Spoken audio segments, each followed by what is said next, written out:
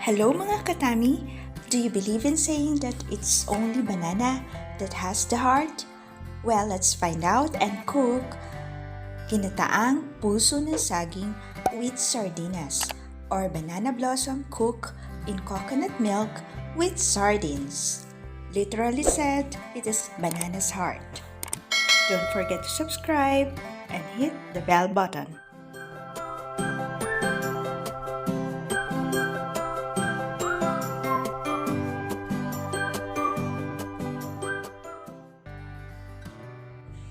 We have simple ingredients and I will list them all at the description box.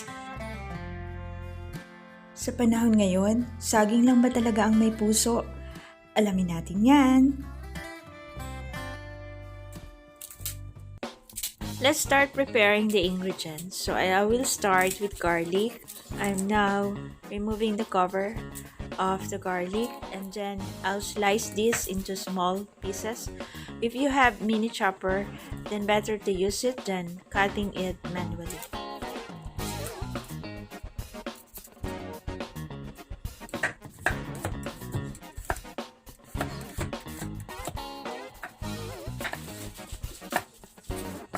One of the struggle in cutting the onions is fighting your tears when doing so.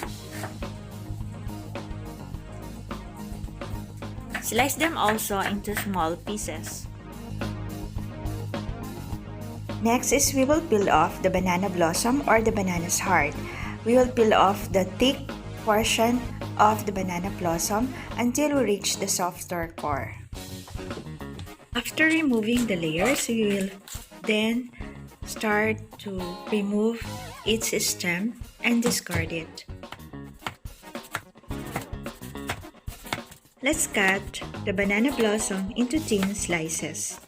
Banana and its blossom indeed has the heart because it contains several vitamins and minerals such as vitamin A, C, and E that is good for our hearts. It also helps in stopping cholesterol.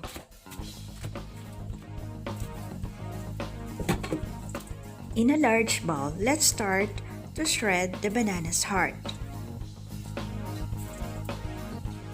This dish is actually good for both broken-hearted and to those who are in love because you can feel the love of the banana when you eat this one.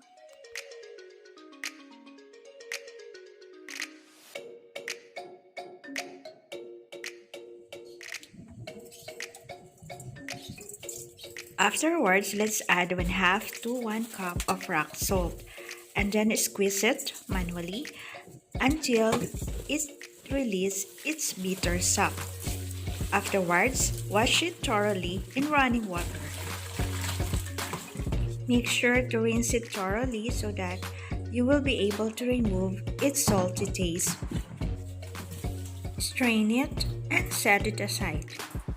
In a separate skillet, add oil,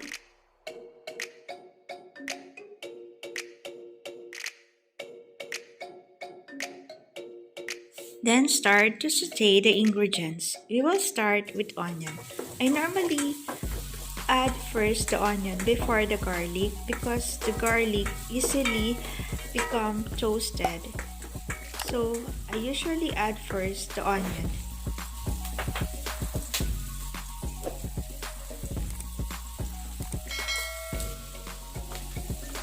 Then let's add the garlic.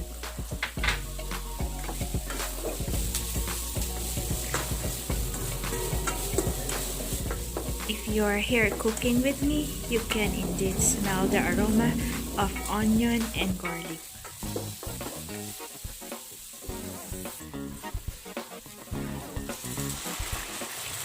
I will then add the sardines.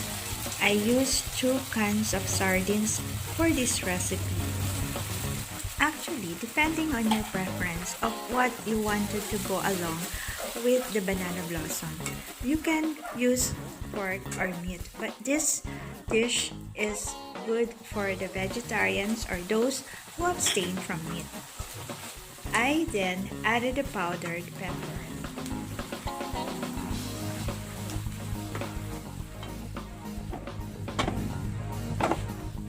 Then let's add the banana blossom.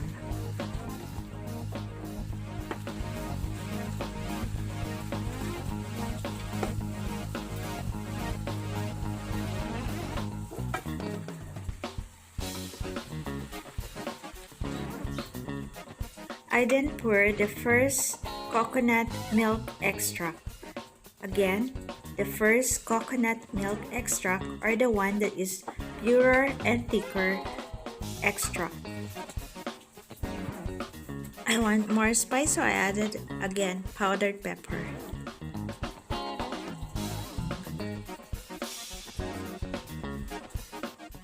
Let's add 1 tablespoon of fish sauce and then sugar.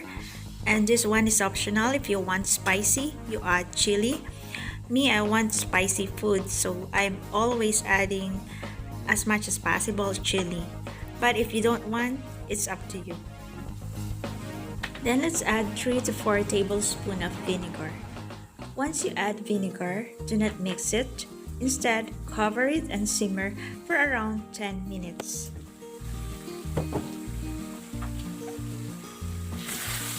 After boiling, meaning the vinegar is already cooked, so we can now mix it. We are avoiding the sour taste of vinegar. That's why it is not okay to mix it when it is not yet boiled. Then, the last part, we add the sotanghon. Sotanghon is also optional if you want to add or not to add. If it is still needed, you can add the second extract of the coconut milk. You can estimate the quantity of the second extract that you want to add.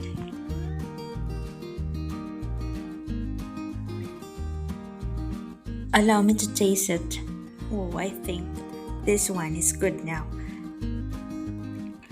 Let me simmer it a little more, around 5 minutes.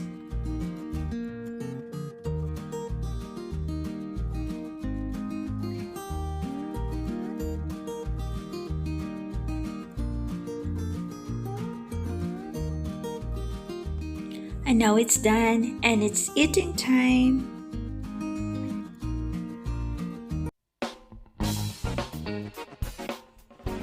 Again, I would like to thank you for watching my new video, and for you to be updated, don't forget to subscribe, hit the like button and notification so that you will always be updated. Thank you.